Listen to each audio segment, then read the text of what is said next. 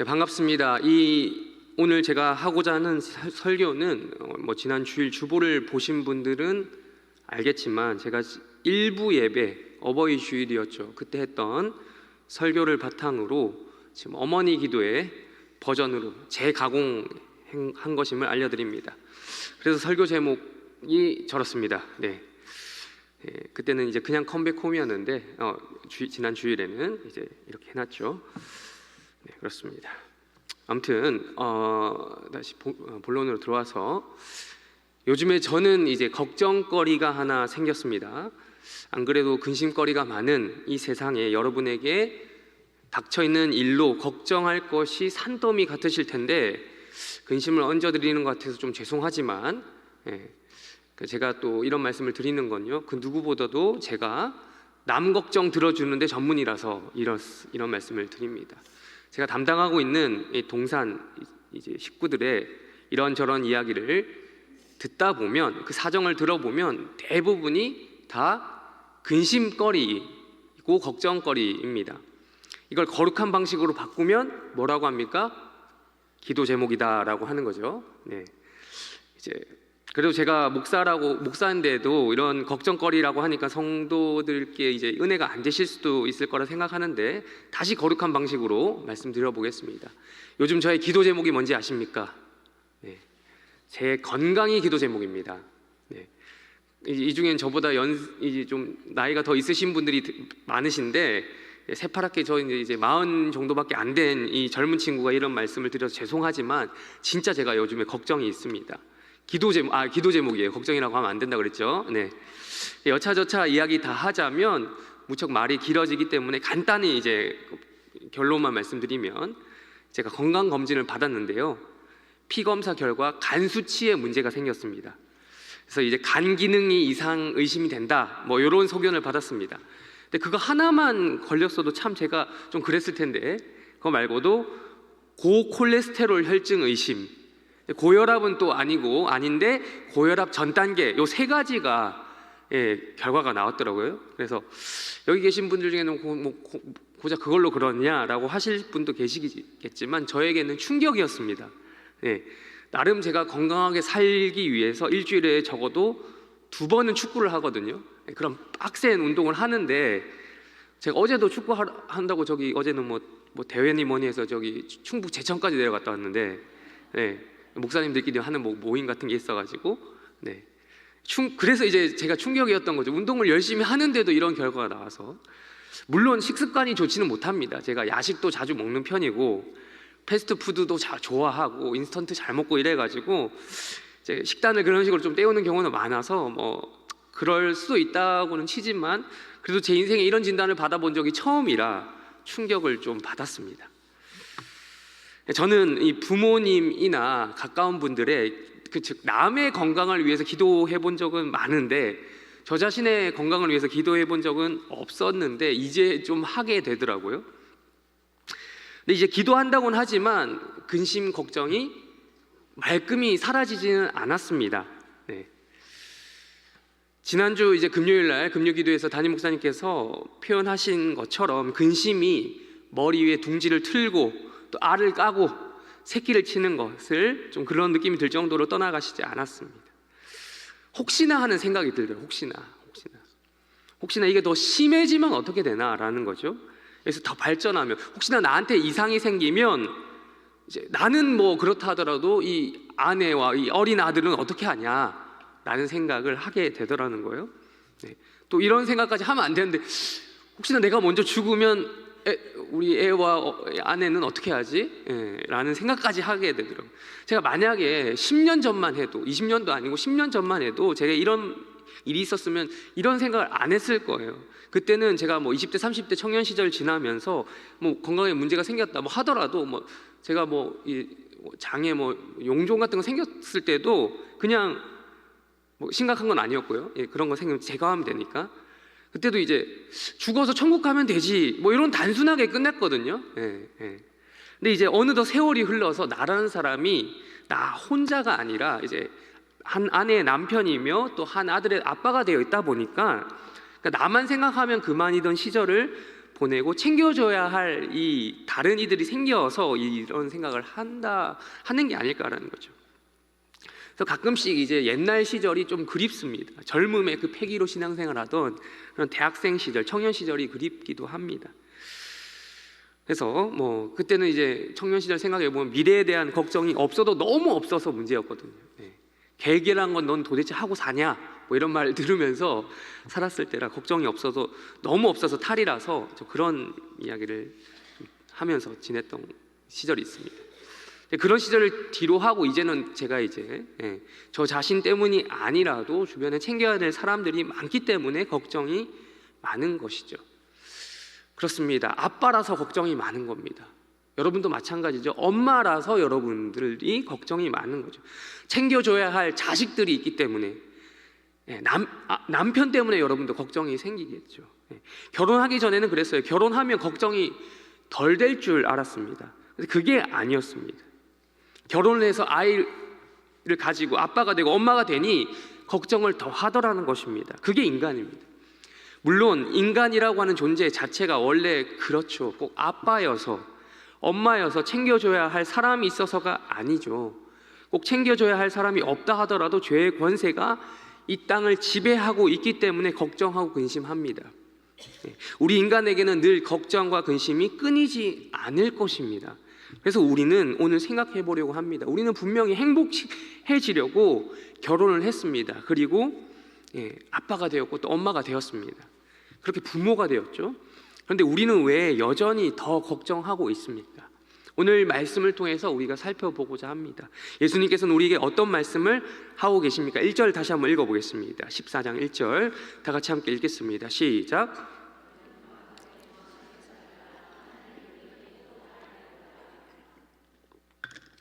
아멘. 예수님은 너희가 누굽니까? 너희 제자들이죠. 제자들에게 이렇게 말씀하십니다. 근심하지 말라. 제자들이 근심했습니다.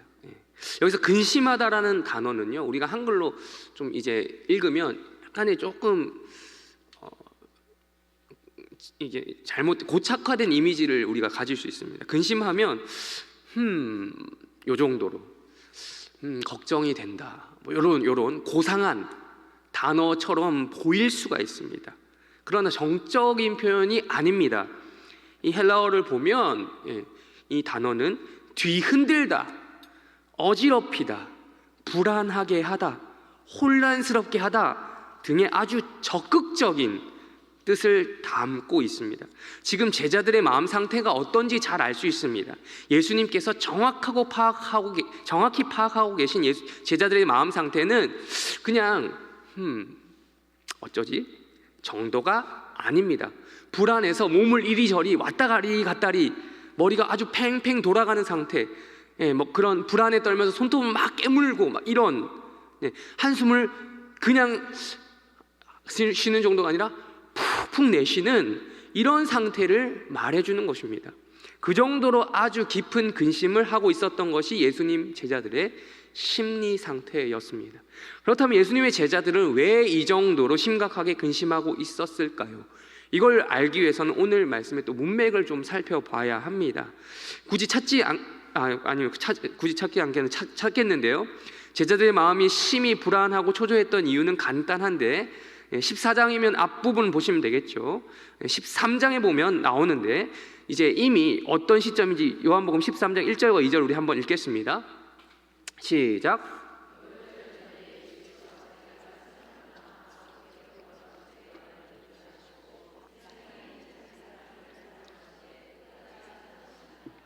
마귀가 벌써 시몬의 아들 가롯 유다의 마음에 예수를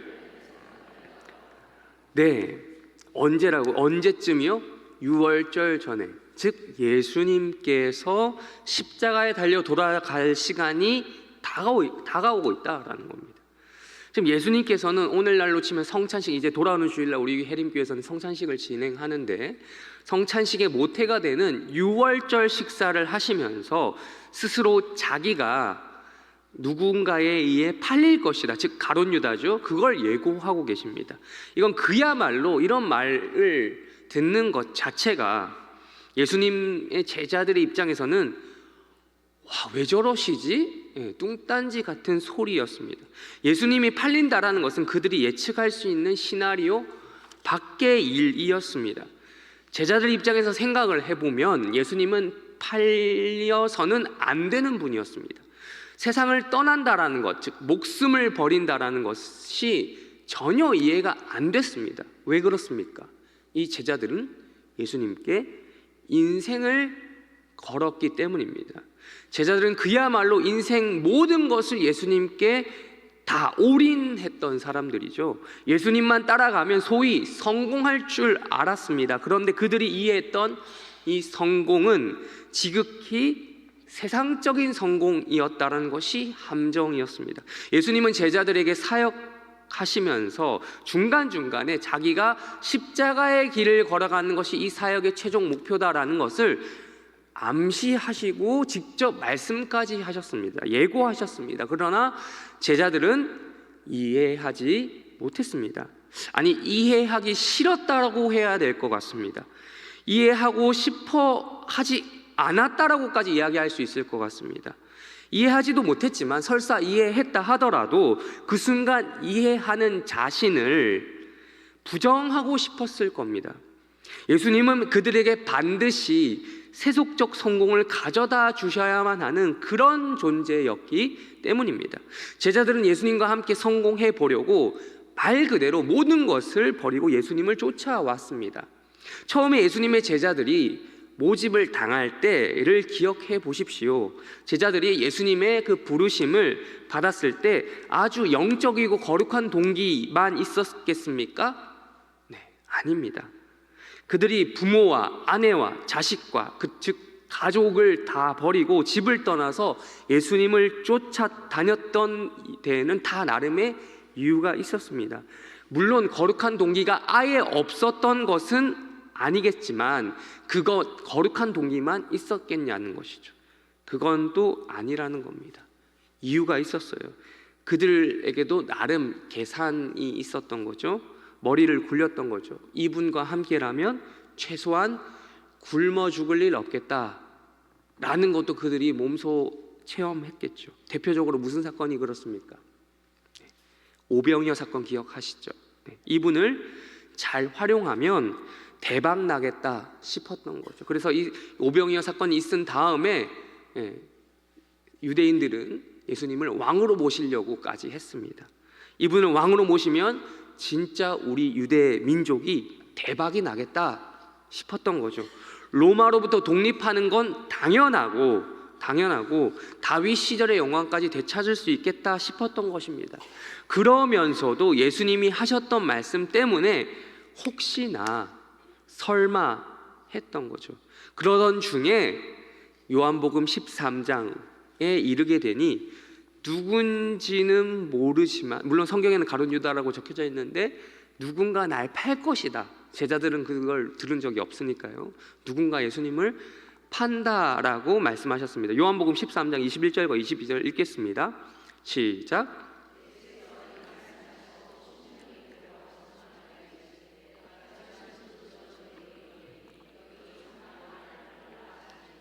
제자들이 서로 보며 이렇게 말씀하셨습니다. 그리고 또한 이어서 결정적으로 다른 사람도 아니고 제자들 중에 가장 내가 최고다라고 말하는 수제자 베드로가 예수님을 위해 목숨을 버리겠다는 당당한 신앙 고백을 하니 직접 너는 배신할 거야 라고 찬물을 끼얹습니다. 그런 예고까지 하십니다. 요한복음 13장 37절과 38절도 읽겠습니다. 시작.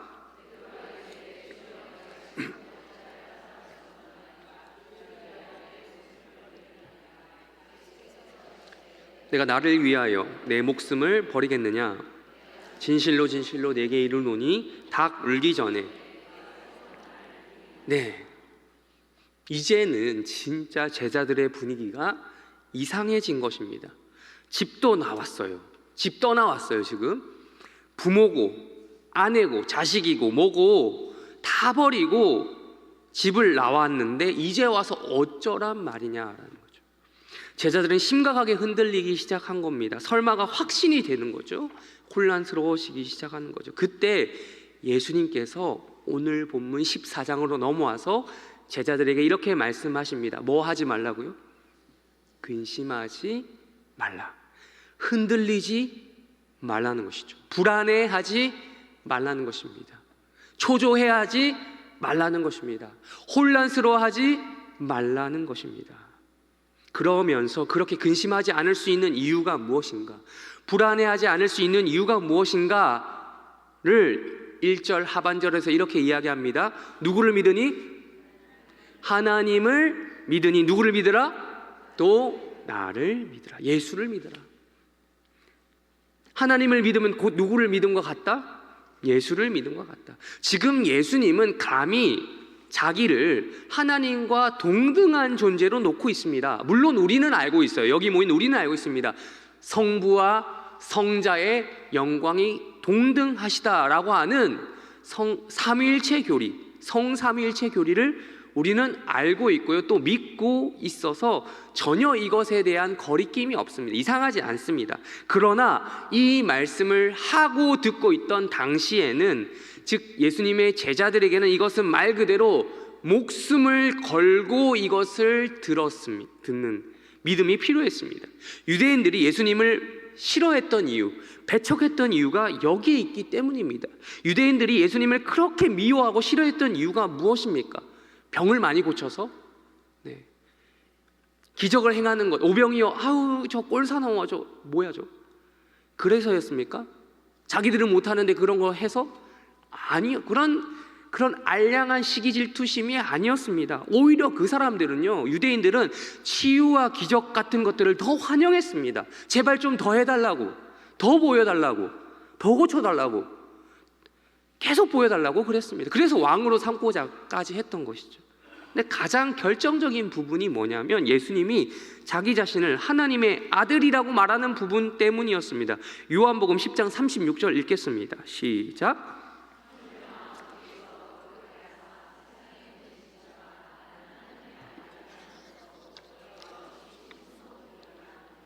네, 아무리 그래도 그렇지 감히 지가 뭔데라는 거예요. 지가 뭔데 하나님과 자기를 동급에, 동등한 선에 두느냐는 말이에요. 그 위대한 선지자 모세도 엘리야도 감히 이렇게까지 이야기는 하지는 않았다는 거죠. 그 선언을 누가 합니까? 지금 예수가 하고 있더라. 내 눈에 버젓이 그냥 자기들 눈에 볼 때는 평범한 사람이에요. 그 모습을 하고 있는 예수가, 고작 인간인 예수가 지금 이렇게 말하고 있다는 것이죠. 유대인들에게는 도저히 용납이 안 되는 개념이었습니다. 어떻게 감히 여호와 하나님이 사람이 되신다는 말입니까? 그러니 그들에게 있어서 예수의 가장 심각한 죄목은 뭐냐? 말 그대로 뭡니까? 신성모독죄였던 것. 유대인들은 이것을 이유로 예수님을 십자가에 못 박아 죽이기를 원했고 결국 그들의 원함은 이루어졌습니다. 요한복음 19장 6절과 7절 읽겠습니다. 시작.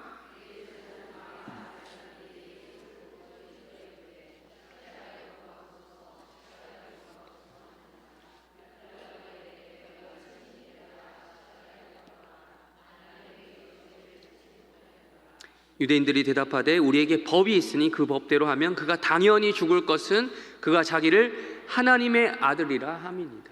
네, 그래요. 그러나 우리는요, 이들과 다르게 1절만, 아까 14장 1절로 다시 넘어가서요, 14장 1절에서 말씀하는 것을 있는 그대로 받는 데 있어서 전혀 거리낌이 없는 사람들이죠. 우리는 그리스도인들이. 우리는 하나님을 믿음이 곧 예수님을 믿는 것이다. 또한 반대로 예수님을 믿는 것이 하나님을 믿는 것과 똑같다라는 것을 신앙 고백하는 자들입니다. 삼위일체 신앙이 기본적으로 장착되어 있는 자들입니다. 이 예수님을 하나님이 보내신 유일한 독생자이심을 믿는 자들입니다. 그렇다면 뭘 하지 말라는 것입니까? 네, 근심하지 말라는 것.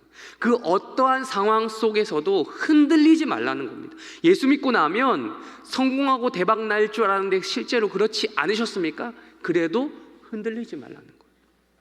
예수 믿고 실제로 출가까지 한 건 아니더라도 한때 여러분 중에 그런 분들이 계시죠? 출가까지는 아니지만 부모고 남편이고 자식이고 뭐고 다 후순위로 밀어놓고 신앙을 위해 열심을 낸 적 있는데 어느 순간 이게 맞나 싶어서 불안한 적 있으십니까? 근심하지 말라는 거예요. 하나님이 여러분의 인생을 다 지켜보고 계셨습니다. 그리고 또 여전히 지켜보고 계십니다. 비록 대박까지는 바라지도 않으셨겠지만, 또 대박이 난 적도 없었던 인생이셨겠지만, 혹은 대박 근처까지 간 적도 없었던 인생이라고 할지라도 괜찮다라는 겁니다. 그 무엇보다도 우리는 예수를 놓치지 않고 여전히 믿고 있다는 사실 때문에 그렇습니다. 주변에 어느 애 엄마처럼 그렇게 복을 퍼다 주신 적이 없지만 여전히 우리는 예수를 나의 구주로 믿고 있습니다. 물론 이 세상에 누릴 수 있는 혜택도 복은 복이라고 할 수 있겠죠. 그러나 그거는요, 보너스입니다. 보너스도 좋지만 기본급이 세야 좋은 거 아닙니까? 여전히 우리가 예수를 믿고 있다라는 것 자체가 우리에게 주어진 가장 큰 기본급입니다. 그게 진짜 우리에게 주어진, 우리가 누릴 수 있는 복다운 복이라는 것입니다. 사실 우리는요, 신앙 때문에 남편이고 자식이고 뭐고 다 후순위로 미뤄놓고 가출한 것처럼 생활한 적이 있다 하더라도 예수님 앞에서는 할 말이 없어요. 그 누구보다도 우리 예수님이 가출한 인생을 사셨기 때문에 그렇습니다. 우리 2절 이어서 다시 한번 읽어보겠습니다. 14장 2절입니다. 시작.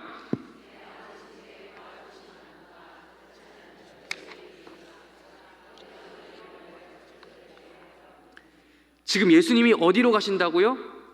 아버지 집에 가신다고. 그렇다면 우리는 도리어 생각해 볼 수 있죠. 예수님의 원래 주소가 어디입니까? 이 땅이 아니에요. 본적지가 여기가 아니에요.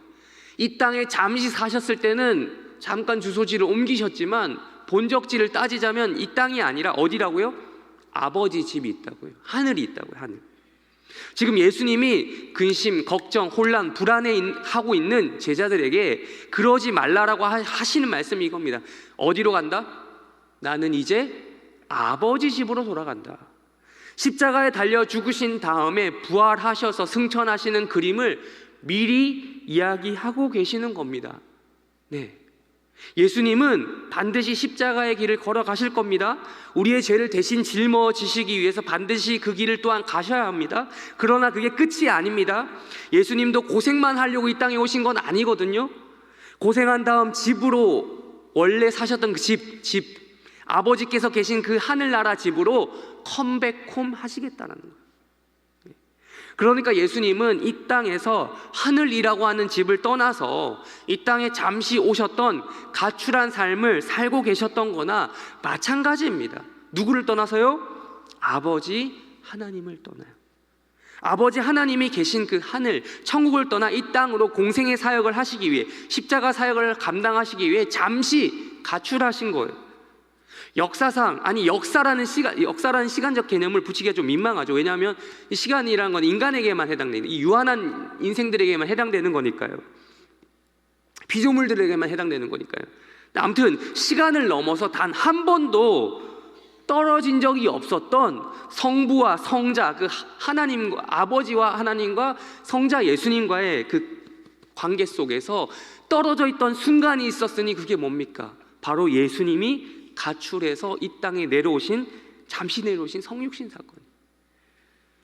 그런데 지금 예수님께서는 제자들에게 근심하지 말라고 하시면서 하신다는 말씀이 자기만 좋은 거 하겠다고, 자기만 쏙 거기로 가겠다고, 돌아가겠다고 이 말씀을 하시는 게 아니라는 거예요. 누구를 위해서 간다고요?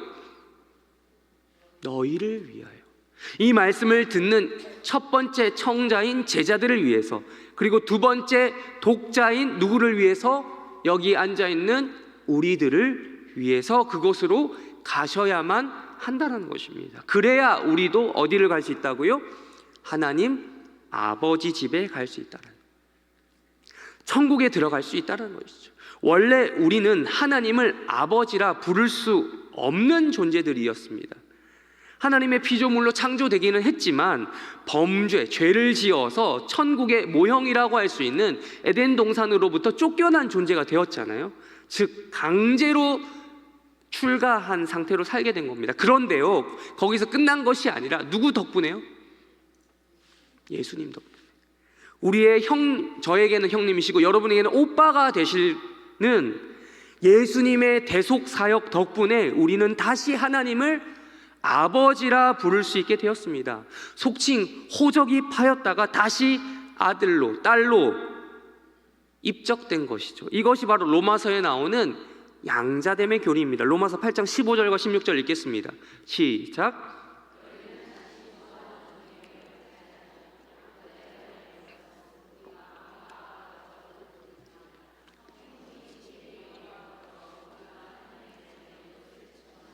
아멘. 결국 우리도 하나님을 무엇라 부를 수 있게 됐다고요? 아버지라 부를 수 있게 되었습니다.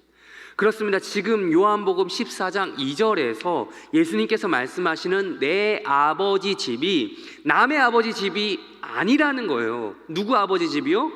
우리 아버지 집도 된다라는 거예요. 성부 하나님은 성자 예수님의 그 구속 사역을 통해 구원받은 성도들이 똑같이 우리 하나님 아버지라고 고백할 수 있는 그런 분이십니다. 그러니 예수님이 먼저 가서 마련해 놓겠다라고 하는 그 집에 들어갈 자격이 우리에게도 똑같이 주어진 것입니다. 예수님이 우리를 위하여 거처를 예비하러 가 계신 지 이미 숫자로 2000년이 되었죠. 넘었죠. 그런데 그 하늘나라 집에 특징이 있습니다. 무엇입니까? 뭐가 어떻다라고요? 뭐가 어떻다? 다시 14장 2절로 돌아와서요. 뭐가 어떻다고요? 거할 곳이 많다라는 거예요. 우리는 이 땅에 살면서 걱정을 많이 합니다. 일단 저의 기준으로 보자면 제 집 구하는 거, 내 집 구하기 또 쉽지 않지만 일단 구하게 되면 몇 평이니 하는 이런 사이즈를 고려하지 않을 수 없다는 겁니다. 일반적으로 큰 집에 사는 사람이 잘 산다라는 것은 지극히 상식적인 이야기잖아요. 저는 지금 제가 살고 있는 것은 25평입니다. 제 인생 역사상 인구 대비 가장 넓은 집을 살고 있습니다. 저희 집은 3명입니다. 그래서 감사하고 있습니다. 왜냐하면 제가 과거 청년 시절에 20평 남짓 공간에 남자 7명씩 살았었거든요. 그래서 누군가 놀러 와서 자고 가면 10명씩 자고 그랬습니다. 물론 지금 살고 있는 집도 임대해서 살고 있는 집이라서 실질적인 의미에서 내 건 아니지만 아무튼 감사해요. 이 땅에 살면 그래요. 20평이니 30평이니 50평이니 100평이니 하는 평수를 고려하지 않을 수 없습니다. 그러나 저기 하늘나라 있죠. 우리가 가게 돼 하늘나라, 예수님이 다시 돌아가신 그 나라, 우리 하나님 아버지가 계신 그곳은 그럴 염려가 없는 곳이에요. 하나님 아버지가 무한대로 크신 분인 것처럼 그 천국은 이 땅에서의 수치가 전혀 의미가 없을 정도로 무한대로 크고 넓은 곳이에요. 그러니 천국 가서 평수 따질 이유가 하나도 없는 것입니다. 우리는 어떻습니까? 제가 땅 가지고 분쟁하는 것을 이렇게 간접적으로 경험한 적이 있습니다. 한 평보다 더 작은 단위에 몇십 센치 이거 맞추는다고도 싸우더라고요. 분쟁하더라고요. 그런 모습을 보다 보면 여러분 그런 것들 직접 경험하게 되면 진절머리 나지 않으시겠습니까? 그런 거 경험하다 보면 우리 아버지가 계신 그곳, 거할 곳이 많다라고 하는 그곳에 얼른 가고 싶지 않으십니까? 우리 하나님 아버지의 집은 크기로 쌓을 곳이 그럴 필요가 없을 정도로 큰 곳입니다. 거할 곳이 많은 곳입니다. 당장 예수님이 내 인생을 대박 내주지 않아도, 성공시켜주지 않아도 괜찮다는 말을 그래서 하는 거예요. 예수님은 그 좋은 곳을 우리를 위해 예비하시기 위해 굳이 하나님 아버지를 떠나 가출까지 하셔서 이 땅에 내려오신 다음에 십자가를 지시고 죽으신 다음에 다시 올라가신, 이 사실을 믿는 우리에게 또 다른 종류의 위로가, 더 큰 위로가 필요하겠습니까? 물론 이것보다 좀 더 많이 작은 위로는 있죠. 이 땅에서 내 명의로 된 부동산이 있으면 좀 그런 위로가 되죠. 그러나 이 땅에 내 명의로 된 부동산이 혹여나 단 한 평도 없다 하더라도, 심지어 집 나와 출가한 인생이라고 할지라도 지금 예수님이 약속하시는 이만한 위로는 없는 것입니다. 혹여나 이런 말씀 드리면 또 매번 또 오해하시는 분들이 계세요. 그러면 돈 벌지 말라는 겁니까? 땅 사지 말라는 겁니까? 제발 이 땅에서 부자 되세요. 옛날에 유행했던 말이 아시죠? 네. 다들 건물주 다 되시고, 네, 그렇게 되도록 열심히 돈도 버시고, 아무튼 네, 그래서 또 헌금도 많이 하셔서 해림교회 발전에 좀 도움을 되시는 그런 분들이 되시길 주님의 이름으로 축원해요. 네. 네. 이런 거에 또 아멘이 저는 아멘을 기대하고 한 말이 아닌데 이런 거는 기깔나게 하시네요. 네. 아무튼 네. 우리 하나님 아버지가 계신 곳인 우리 예수님이 우리를 위하여 거처를 예비하러 가신 그곳만이 우리의 궁극적인 최종적인 위로의 원천이 된다는 점을 강조하기 위해서 제가 이런 말씀을 드리는 겁니다. 이어서 3절 말씀을 이 논리를 더욱더 강화시켜 줍니다. 3절도 읽겠습니다. 이어서 14장 3절입니다. 시작.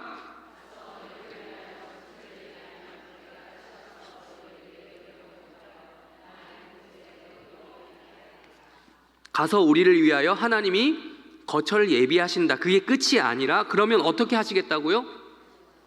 다시 오겠다. 교리적으로 말씀드리면 이것은 예수님의 재림을 예고하는 장면입니다. 다른 복음서와 사도행전 1장 앞부분에서 예수님은 승천하시면서 반드시 제자들이 본 그대로 다시 오겠다고 약속하셨습니다. 그것이 재림입니다. 예수님은 반드시 재림하십니다. 2024년을 살고 있는 성도들은 예수님의 초림, 처음 오신 그 사건과 재림, 다시 오실 그 사건 사이를 살아가고 있는 아주 긴장의 상태를 살아가고 있는 그런 상태에서 신앙생활을 하고 있는 복된 자들입니다. 예수님이 언제 재림하실지 모르지만 확실한 게 있죠. 다시 오신다 라고 하셨기 때문에 그걸 믿으면서 하루하루를 버텨낼 수 있는 것이 가능한 사람들입니다. 3절을 보면 다시 와서라는 말씀을 하십니다. 둘 중 하나죠. 예수님께서 우리에게 다시 오시든지 아니면 우리가 예수님께로 가든지. 여러분 실제로 이 헬라어 사용된 여기서 사용된 헬라어 에르코마이라고 하는 단어는 영어로 치면 뭐냐? come입니다. come이라는 단어는 여러분 온다라는 뜻만 있는 게 아닌 거 아시죠? 상황에 따라 가다라는 뜻도 있습니다. 이 에르코마라는 헬라어도 똑같습니다. 즉 오든지 가든지 둘 중 하나인데 우리가 있는 곳으로 예수님이 다시 오시면 재림이 되는 거고 아니면 그때가 아직 안 되었다 치면 우리가 먼저 예수님께로 가겠죠. 예수님께로 가면 우리 성도의 죽음, 즉 그 아버지의 집으로 가는 것, 둘 중 하나인 것입니다. 무엇이든 상관이 없죠. 사실 무엇이든 좋습니다. 아무거나 좋으니 제발 이루어지기나 했으면 좋겠어요. 이것이 우리 성도들의 희망사항이 되어야 한다라는 것입니다. 오늘 본문에서 예수님이 지금 하늘나라 아버지 집으로 돌아가고파 하시는 것처럼 우리 성도들도 그 예수님을 믿는 자들이기 때문에 지금 이 말씀을 들으면서 이 말씀을 통해서 하늘나라인 그 아버지 집으로 돌아가고파져야 하는 것이 정상적인 성도의 사고방식이라는 겁니다. 우리는 어떻습니까? 3절 하반절을 보니 예수님이 이런 표현까지 하시네요. 다시 와서 너희를 어떻게 하겠다고요? 영접하겠다고. 평소에도 우리가 이 영접이라는 말을 가끔씩 쓰는 표현이지만 성경에서도 많이 보는 표현이죠. 유명한 말씀이 있습니다. 요한복음 1장 11절과 12절 읽겠습니다. 요한복음 1장 11절과 12절 읽겠습니다. 시작.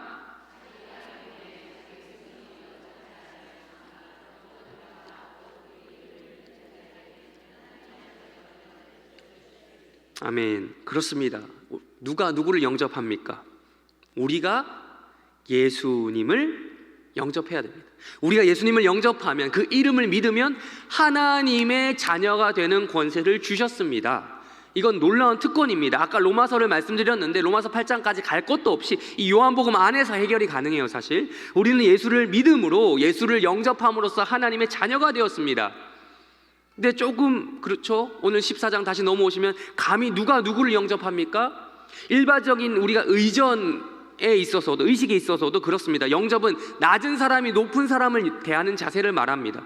낮은 사람이 높은 사람을 영접하지. 요한복음 1장에서 지금 이야기하는 것처럼 우리가 예수님을 주님으로, 우리의 구주로 영접해야 하는데, 지금 14장에서는 너무나도 황송하게도 예수님께서 우리를 어떻게 하겠다고요? 영접해 주시겠다고 말씀하는 겁니다. 이 얼마나 놀라운 특권입니까? 저의 형님 되시고, 우리의 형님 되시고, 우리의 오빠 되시는 예수님은 아버지를 아버지라 부르지 못하고, 형님을 형님이라 부르지 못하는, 오빠를 오빠라 부르지 못하던 우리를 홍길동이 그렇게 울부짖으면서 했는데도 안 됐잖아요. 호부호영. 그걸 위해서 몸소 십자가에 달려 돌아가신 것도 모자라 부활 승천하신 이후로는 지금 아버지 집에 먼저 가셔서, 우리보다 먼저 가셔서 여전히 우리를 위해 그곳을 예비하고 계시면서, 우리가 그곳에 가면 감히 우리를 뭐까지 해주시겠다고요? 영접까지 해주시겠다는 겁니다. 이 얼마나 놀라운 일입니까, 여러분? 이 얼마나 놀라운 특권입니까? 이 은혜를 우리는 얼마나 알고 있으며 누리고 있으며 기대하면서 살아가고 있습니까? 설교를 정리하며 오늘 성경 본문 마지막 절 14장 4절을 읽도록 하겠습니다. 14장 4절입니다. 시작. 예수님께서는 제자들에게 이렇게 말씀하셨어요. 그 길을 너희가 안다. 내가 어디로 가는지 안다. 여러분, 우리는 그 길을 알고 있습니까? 무슨 길이요? 예수님이 가고자 하는 그 길. 우리는 우리가 가야 될 길, 우리가 가고자 하는 길에 관심이 많습니다. 우리는 늘 하나님께 묻잖아요. 기도하잖아요. 그건 하지 말라고 해도 하잖아요. 내가 가야 하는 길이 어딘가. 수십 년 전에, 벌써 이게 수십 년 전이라고 말해야 돼요. 제가 학창시절 유명한 남자 그룹 G.O.D라고 하는 그룹이 이렇게 노래했습니다. 내가 가는 이 길이 어디로 가는지, 어디로 날 데려가는지, 그곳은 어딘지 알 수 없지만 오늘도 난 걸어가고 있는, 내가 가야 하는 길만 찾고 있으니 이런 노랫말이 나오는 거예요. 알 수 없지만 몇 번이요? 3번. 알 수 없지만, 진짜 모르겠다는 거예요. 알 수 없지만 3번씩이나 알 수 없다라고 말만 하는 것입니다. 그러나 우리 인생이 반드시 알아야 될 길이 있죠. 우리 예수님이 걸어가신 그 길입니다. 십자가의 길이고 순례자의 길이고 아버지의 집으로 돌아가시는 그 길입니다. 그 여정이에요. 우리가 걸어가야 할 길을 논하기 전에 우리는 먼저 예수님이 걸어가셨던 그 길을 먼저 논해야 된다. 우리는 우선적으로 이 아버지의 집으로 돌아가시겠다고 하는 예수님의 말씀을 통해 하나님 아버지와 그분의 자비로우심과 은혜로우심과 사랑이 많으신 그 성품을 기억하며 감사할 줄 아는 어머니들이 되셔야 되는 거예요. 하나님은 우리 부모 중에 참 부모이십니다. 연약한 우리의 육신의 부모가 아닙니다. 그 하나님께서는 우리에게 주실 것만 생각하시는 그런 좋은 하나님 아버지셔요. 오늘 요한복음 말씀만 보세요. 봐도 자기가 내가 이런 영광을 받겠다 그거 말씀 안 하시고, 내가 너희들을 영접하고 뭐 해주고 하러 간다 이런 말씀만 하시잖아요. 우리한테 뭐 해줄 것만 얘기하고 계시고, 하나님, 이런 하나님 아버지께, 그리고 우리의 오빠, 형님, 예수님께 감사드리시는 어머니 되시기를 주님의 이름으로 축원합니다. 또한 우리는 예수님이 가고자 하시는 그 길에 꽃을 놓아드리지 못할 망정, 혹여나 내가 그 예수님이 걸어가실 그 길이 마음에 안 든다 하더라도 십자가의 길 걸어가시겠다고 하는 그 예수님의 뒷다리만큼은 잡지 말아야 하는 것입니다. 물론 지금 십자가 사건은 역사적으로 시간적으로 이미 끝난 일이죠. 이미 십자가의 길을 걸어가신 완료 시제임에도 제가 이렇게 말씀드리는 것은 우리가 이 십자가를 받아들임에 있어서, 수용함에 있어서 그럴 일이 있을 수 있다는 거죠. 우리는 가룟 유다처럼, 오늘 아까 얘기했죠. 가룟 유다, 배신할, 팔아버릴 가룟 유다처럼 예수를 이용해 먹을 대로 다 이용해 먹고 이용 가치가 떨어졌다, 단물 다 빠졌다 싶으면 이제 아니다 싶으면 언제든 버릴 준비를 하는 그런 사람들입니까? 아니면 베드로처럼 지금 당장은 안 그럴 것처럼 멋들어진 신앙 고백을 하고 있지만 언제든지 떠날 준비를, 그런 상황만 되면 그럴 준비할 사람들입니까? 우리는 제자들처럼 크게 보면 우리는 제자들처럼 예수님이 아버지 집으로 가신다라고 하는 그 길을 제시하셨을 때, 말씀하셨을 때 당장 내 삶에 유익이 되지 않을 거야 라고 하며, 당장 내 아들, 우리 아이들에게 뭔가 떨어지지 않는다라고 해서 근심하며 걱정하며 불안해하며 초조에 시달리고 있는 것은 아닙니까? 예수님이 제자들에게 누차 말씀하셔서 머리로는 그들은 잘 알고 있었어요. 제자들 이론적으로는 십자가에게 가시겠다 싶었을 거예요. 주입식으로 잘 돼 있었어요. 그런 것처럼 우리들 또한 우리들 마음속에 이것을 머리로는 알고 있지만 내 마음속 깊이 수납하고 수용하고 있는지, 그 길을 우리가 가야 될 길로 삼고 있는지 물어보는 것입니다. 나아가 이것을 우리와 우리 자녀의 관계에 적용해 보겠습니다. 인간 부모는 아까 말씀드렸죠, 부족함이 많아요. 인간 부모는 아무리 잘해주려고 노력해도 부족함이 드러날 수밖에 없는 연약한 사람입니다. 인간 부모는 잘해주려고 하면 할수록 오히려 아이들에게, 자녀들에게 상처를 남기는 그런 부족한 존재입니다. 잘해준다고 한 건데 상처받았다고 그런 우리 자녀들이죠. 제 아들도 지금 제가 막 잘해주려고 하는데 생각해보면 내가 이렇게까지 시간을 들여서 잘해줘야 되나? 나중에 분명히 100번 중에 한 번, 10번 중에 한 번도 아니고 100번, 1000번 중에 한 번 수틀리면 이 아이는 아빠 상처받았다고 얘기할 것 같아요. 네. 그럴 거거든요. 잘해준다고 했는데도 그렇게 얘기해요. 저도 어렸을 때는 이런 아빠 되지 말아야지 했는데 제가 아빠가 되다 보니 저도 그런 아빠가 되는. 어머니도 마찬가지고. 이게 인간 부모의 한계입니다. 여기 계신 어머니, 확신하는 게 여기 계신 어머니들이 저보다 나을 것 같지는 않아 보입니다. 네. 여러분께 묻습니다. 네. 우리 어머니들께 묻습니다. 우리 어머니들께서는 아이들에게 무엇을 남겨주고 싶으십니까? 무엇을 남겨주실 것입니까? 이 땅에서 거할 곳이 많은 곳, 좋다고 말씀드렸어요. 좋아요. 안 물려주는 것보다 나아요. 10평짜리, 20평짜리, 30평짜리, 형편이 좀 되시면 100평짜리 물려주세요. 네. 아니, 건물 한 채, 두 채, 세 채 등 부동산 남겨서 물려주세요. 좋습니다. 아무것도 안 물려주는 것보다 훨 낫습니다. 그것도 좋은데요, 그것보다 훨씬 더 좋은 우리 하나님 아버지 집을 물려주셔야 되는 거 아니겠습니까? 진정한 의미에서 진짜 부동산은 없잖아요. 진짜 부동산이 있습니까? 믿음의 눈으로 보면 이 땅의 모든 부동산은 사실 동산이에요. 움직이는 거예요. 가변적인 재산입니다. 진짜 부동산은 흔들리지 않는 그 나라, 우리 아버지의 집입니다. 히브리서 12장 28절 읽겠습니다. 히브리서 12장 28절 시작.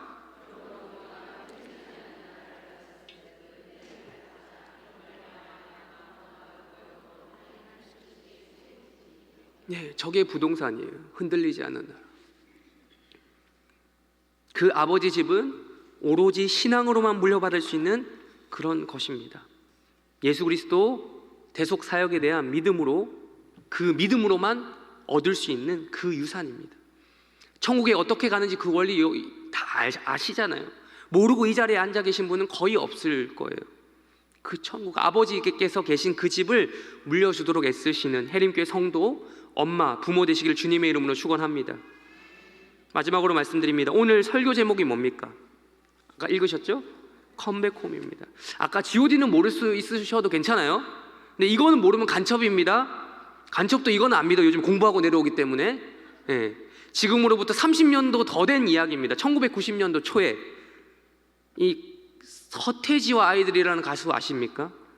그 사람들이 불렀던, 히트를 쳤던 노래 제목이죠. 컴백홈. 컴백홈이라고 하는 제목 딱 보자마자 그게 떠올랐어야 돼요, 사실. 여러분 뇌가 굳은 게 아니라면.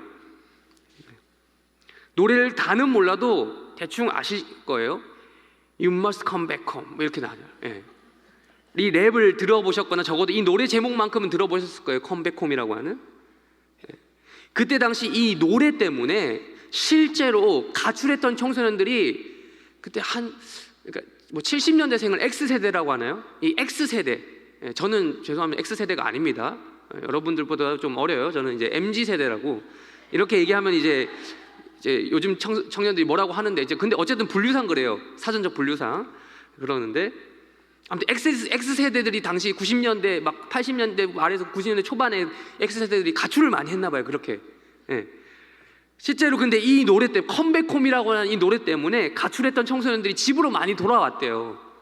이 노래가 이 사회적으로 끼친 영향력이 있었다는 거예요. 교육계가 하지 못하던, 수많은 선생님들이 하지 못했던 일을, 수많은 종교계가 하지 못했던 일을 대중가수 이 한 그룹이 해낸 거죠. 제가 믿음이 없어서 그러는 건지 모르겠지만 당장에 제가 이 설교를 여러분들이 듣는다고 해서 여러분들 집안에, 여러분들의 남편이 있는 그 집구석에, 여러분의 자녀가 있는 그 집안에 초자연적인 변화가 생기지 않을 것은 확실합니다. 또한 이 말씀을 들은 어머니들이 아 그래 맞아, 컴백홈, 우리 아이들 컴백홈 해야 돼 라는 마음을 가졌다 하더라도 영혼이 지금 출가해 있는 그 가출해 있는 상태의 자녀가 당장에 돌아오는 역사는 일어나지 않을 것입니다. 물론 하나님이 하시고자 하면 하시겠다라는 걸 제가 부정하는 것이 아니고, 그러나 제 말씀은, 제가 드리고 싶은 말은 이거예요. 적어도 이 말씀을 들었다면 이걸 놓고 여러분 어머니들께서 꾸준히 한 번 기도하고 마는 것이 아니라 꾸준히 끈기 있게 기도하는 어머니들이 되셔야 되는 것 아니겠나는 말씀이에요. 우리들에게만 이 근심이 해당되는 것은 아닙니다. 우리 아이들도 근심, 걱정 속에서 오늘 하루를 살아가고 있을 것이 틀림없어요. 나름의 근심 걱정합니다. 지금 18개월 된 저희 아들도 말은 못하는데 보니까 하여튼 근심 걱정이 많아요. 보니까 나름의 근심 걱정이 있어요. 오늘 하루도 엄마랑 싸우면서 근심 걱정이 많을 거예요. 오늘 본문에 나온 제자들처럼 별 다를 바 없이 말이에요. 예수님과 가까이 있었던 제자들에게 이런 문제가 있었다면 예수님과 가까이 하지 않는 아이들이 에게는 두말하면 잔소리 아니겠습니까? 우리 아이들은 인생에 대한 이 문제에 대한 해답을 어디서 찾으려고 합니까? 오늘 우리 예수님이 말씀하신 것처럼 십자가의 길, 아버지의 집으로 가는 길, 즉 복음에서 그 답을 찾으려 하지 않고 여전히 방황하며 살아가고 있지는 않습니까? 대중문화의 영향력과 그 파급력 대단하다고 말씀드렸죠. 인정해야 됩니다. 그러나 그 노래 한 곡보다 영향력이 없다라고 한다면 이 복음이 과연 복음이라고 불릴 수 있을까요? 우리 인생을 뒤바꿔 놓은, 우리 어머니들의 인생을 뒤바꿔 놓은 것이 복음이라면, 우리 운명을 뒤바꿔 놓은 것이 복음이라면 마찬가지로 우리 아이들에게도 적용될 수 있을 것이다라고 하는 믿음을 가지고 기도해야 될 것이 아니시겠습니까? 서태지와 아이들이 컴백홈 해야 될 것이 아니라 우리 아이들이 컴백홈 해야 되는 거예요. 오늘 우리가 기도하고자 하는 제목은 명확합니다. You must come back home이에요.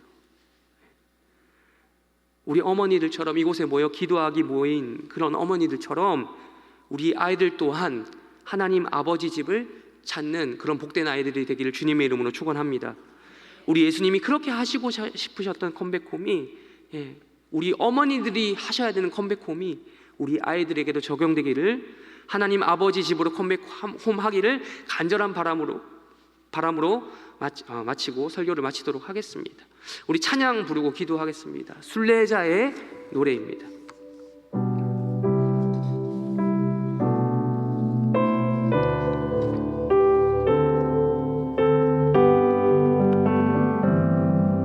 저 멀리 배는 나의 시온성, 오 거룩한 문 아버지 집, 내 사모하는 집에 가고자 한 밤을 새웠네.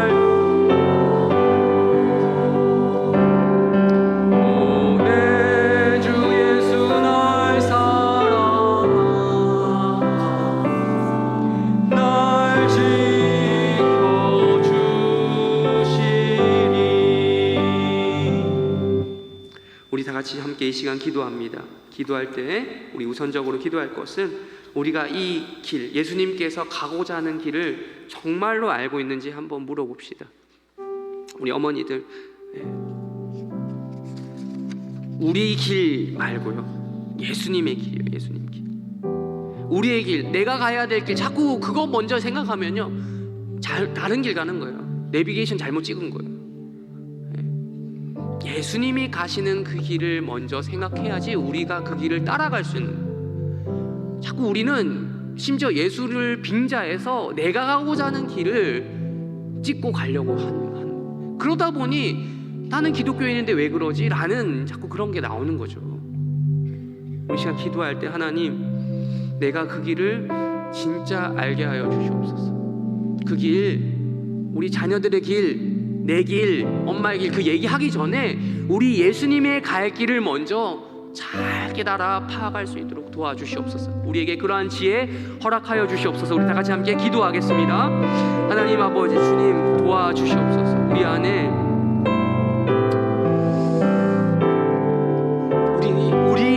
내가 가고자 하는 길에 대한 관심이 많습니다. 내가 가고자 하는 길에 너무나도 관심이 많고 우리 아이들이 가고자 하는 길에 관심이 많습니다. 그러나 그 이전에 우리 예수님께서는 내가 갈 길, 예수님이 갈 길에 대해서 관심을 가지라고 제자들에게 말씀하고 계십니다. 그게 아니라 보니 자꾸 주소를 잘못 찍어서 엉뚱한 길로 가게 됩니다. 또다시 찾고, 나는 분명 기독교인, 나 예수 믿고 있는데, 그러면서도 엉뚱한 주소 찾고 엉뚱한 길로 가다가 예수님 탓하고 신앙 탓하고 교회 탓합니다. 그것이 우리의 현 주소입니다. 하나님 불쌍히 여겨주셔서 우리가 올바른 길 찾을 수 있는 그 지혜를 허락하여 주시옵소서. 그 지혜가 다른 데 있는 것이 아니라 성경이 계시하고 있는 성부 하나님이 이 땅에 보내신 성자 예수 그리스도께서 걸어가신 그 길에 있다는 사실을 우리가 알게 하여 주시옵소서. 예수님께서 걸어가신 그 십자가의 길과 부활 승천하셔서 올라가신 그 하나님 아버지의 길, 천국행 그 길을 우리가 깊이 묵상하며 그 길에 대한 이해가 생길 수 있도록, 그 길에 대한 이해도가 습득될 수 있도록 주님 은혜를 베풀어 주시옵소서. 주님 역사하여 주셔서 우리 안에 하나님 놀라운 은혜와 그 자비의 풍성하심이 무엇인지 알게 하여 주시옵소서. 하나님께 감사와 찬양과 영광과 찬송을 올려드리며 하나님의 사랑과 은혜와 자비를 깨닫는 것이 무엇인지 그것에 대한 깊은 묵상이 없으면 우리는 길을 찾을지라도 헛된 것을 찾으며 헛다리 짚으며 자꾸 엉뚱한 길로 돌고 돌 것입니다.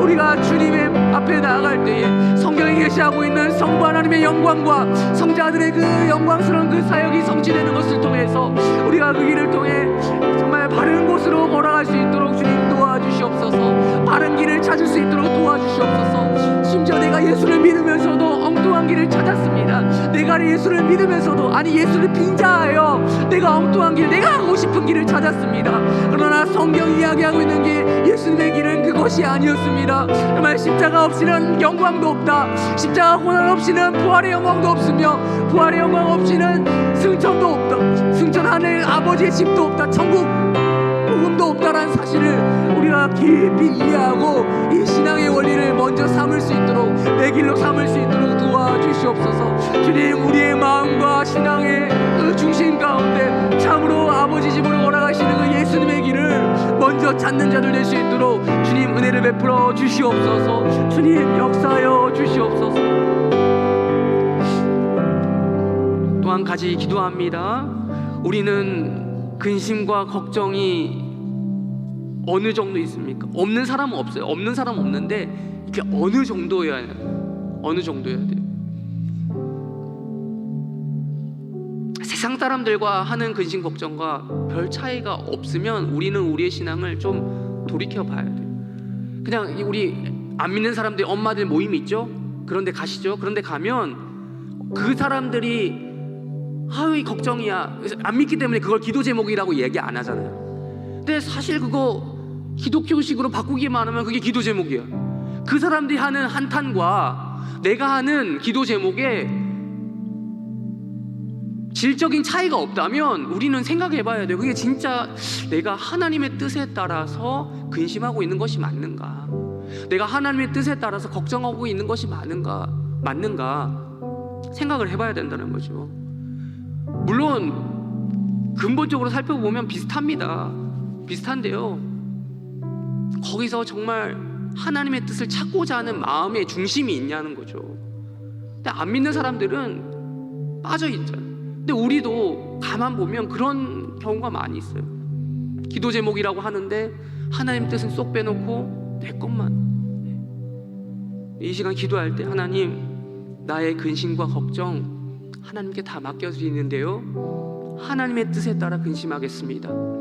하나님의 뜻에 따라 걱정하는 자들 될 수 있도록 도와주시옵소서. 그런 엄마 될 수 있도록 도와주시옵소서. 세상적인 근심, 가룟 유다처럼, 제자들처럼, 베드로처럼 그런 근심 걱정, 예수님이 십자가의 길 간다고 해서 그것을 막 걱정해야 하는, 나의 혹시나 그런 길이 나도 똑같이 따라오라고 할까봐 그런 것들, 고난이 없을 수는 없잖아요. 우리 시간 기도할 때 하나님, 나에게 이러한 근심과 걱정에도 불구하고 하나님 뜻에 따라 근심하는 자를 될 수 있도록 도와주시옵소서. 우리 다 같이 함께 이 시간 기도하겠습니다. 하나님,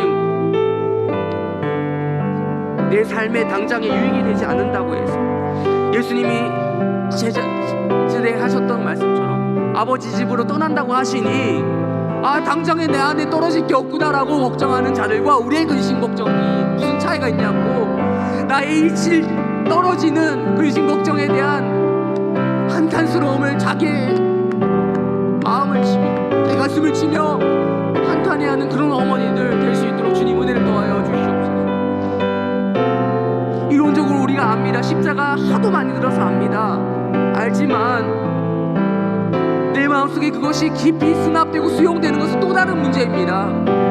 하나님 도와주셔서 내 삶에 당장 유익이 되지 않는다 하더라도, 내 자녀에게 당장 무언가 유익이 되지 않는다 하더라도 내가 이 길을 걸어가겠사오니 주여 나에게 믿음을 더하여 주시옵소서.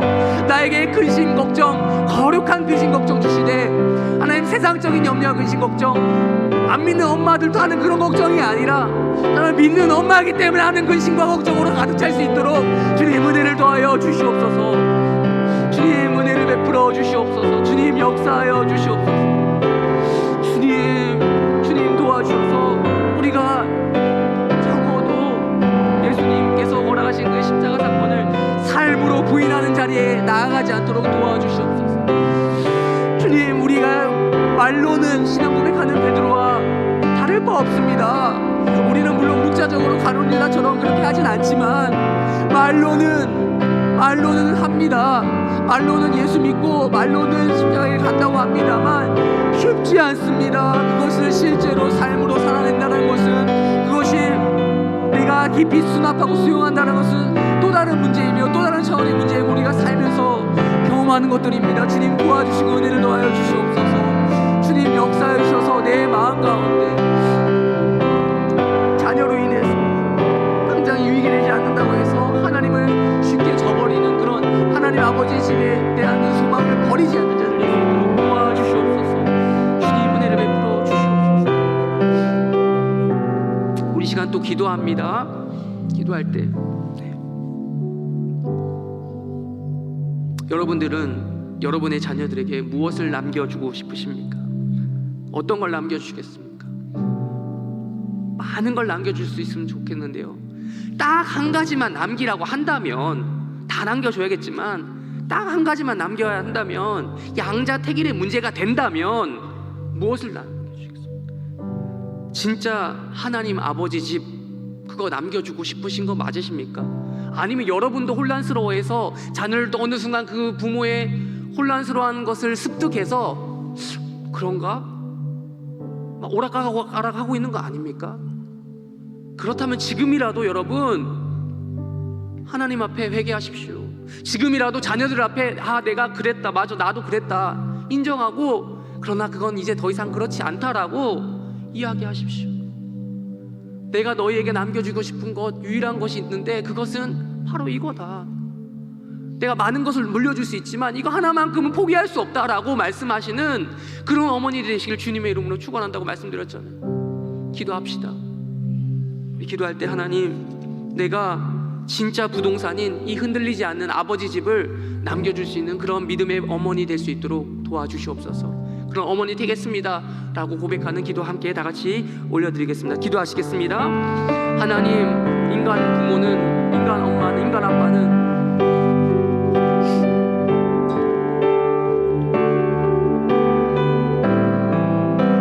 그렇습니다. 이런 한계가 있습니다. 그런 한계가 있습니다.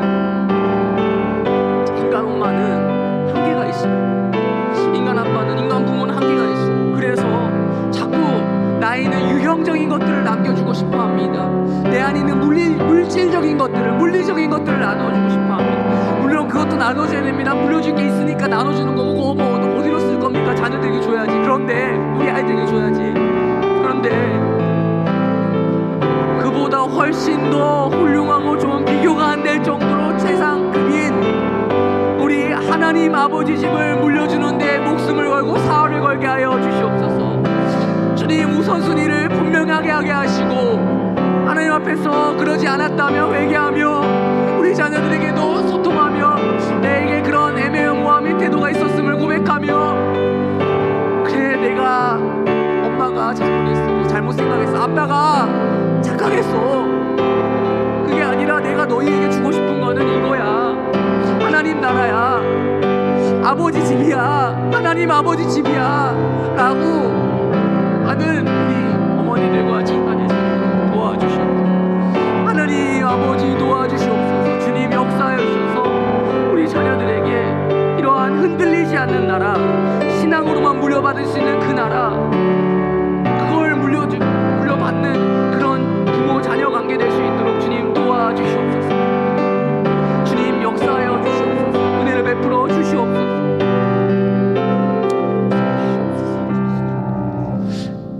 앞에 자녀들의 이름이 있습니다. 우리 자녀들의 이름을 보면서 기도합시다. 또 우리 오늘 설교 제목 컴백홈이라고 했는데, 뭐 실제로 뭐 집을 물리적으로 떠나 있는 사람, 이 친구들이 몇이나 되겠습니까? 요즘에 가출하는 사람도 많이 없잖아요. 옛날에 비해서 많이 없는 것 같은데, 뭐 이게 뭐 진짜로 물리적으로 떠났든 안 떠났든 간에 그러니까 가출이 아니라 출가, 이제 결혼해서 떠난 자녀들도 있겠죠.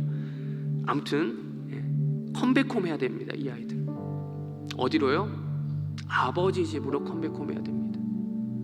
여러분 기도하실 때, 이 시간 기도하실 때, 그 노래 하나도 아이들을 집으로 오게 만들었다면 이 우리의 기도가 또 다른 뭐 곡조 있는 그게 찬양이 그런 얘기를 하잖아요.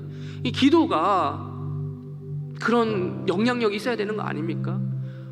하나님 말씀이, 이 말씀을 기초로 해서 하는 이 기도가 아이들을 진짜 아버지 집으로 돌아오게 해야 되는 거 아닙니까?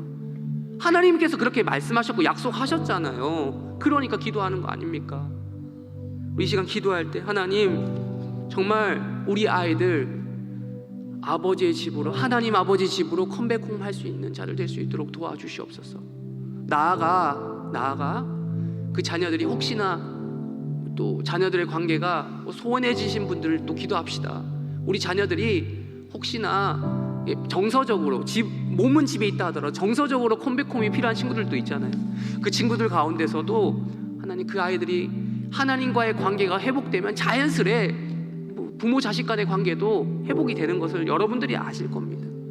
그런 것까지 연결될 수 있도록, 이어질 수 있도록 우리 다 같이 함께 기도하도록 하겠습니다. 기도하시겠습니다. 하나님 아버지, 우리 아이들, 이 자녀들 컴백홈 할 수 있도록 도와주시옵소서. 이 아이들이 마음이 어디에 있는지 돌아봅니다. 집을 떠나 있는 것 아닙니까? 우리 아이들 하나님 아버지의 집을 떠나 있는 그 마음을 가진 자들 아닙니까? 이 아이들이 진짜 컴백홈 할 수 있도록 주님 은혜를 더하여 주시옵소서. 이 아이들의 마음이 하나님 아버지께로 돌아갈 수 있도록 주님 역사하여 주시옵소서. 주님, 그 노래 한 곡도 세상을 뒤집어놓고 세상에 영향력을 줄 수 있다면 우리의 기도가, 우리가 말씀을 기초로 하는 이 기도가 영향력이 있어야 되지 않겠습니까? 우리 자녀, 제가 어디 세상 모든 곳에, 곳곳에, 방방곳곳에 영향을 미치게 해달라고 기도합니까? 아니에요.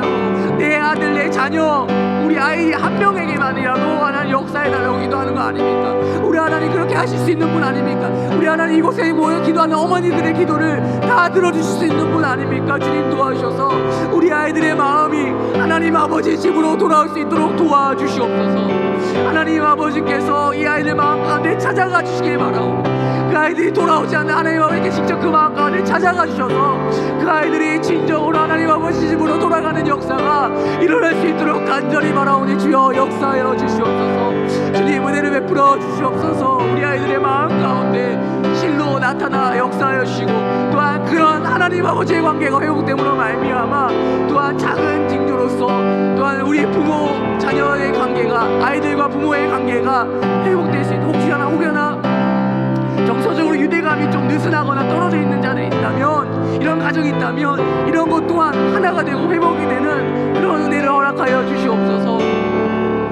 그 집을 떠나 있는, 집은 물리적으로 같이 살고 있지만 방이라고 하는 칸칸이 나누어지는 그 공간 속에서 서로 어색해서 대화가 없고 대화가 단절되어 있고 따로 사는, 실질적으로 출가한 거나 마찬가지인 이런 자녀와 부모 관계가 있습니다. 주여 은혜를 더하여 주셔서, 주님 은혜를 베풀어 주셔서 이들이 아버지 집으로 진정으로 돌아올 수 있도록, 부모와 자식 간의 관계가 회복될 수 있도록 주님 도와주시옵소서.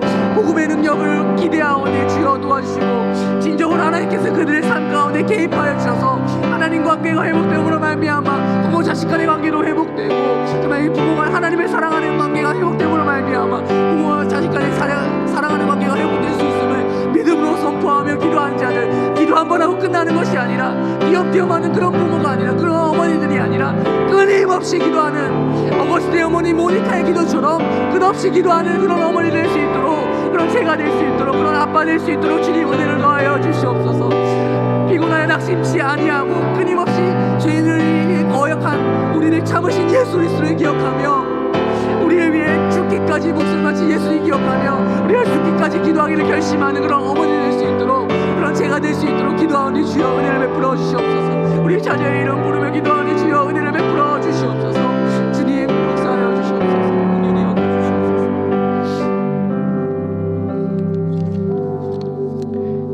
기도를 마무리하겠습니다. 하나님 아버지 감사합니다. 오늘 말씀을 통해서 또 우리의 기도를 통해서 역사하실 하나님 기대합니다. 이 시점이 시작하는 시점이 되어 우리가 끝없이 기도하며 그 아이들이 진정한 의미에서 하나님 아버지 집으로, 그리고 우리가 살고 있는 그 집으로 컴백홈할 수 있도록 은혜를 더하여 주시옵소서. 감사하며 예수님의 이름으로 기도합니다.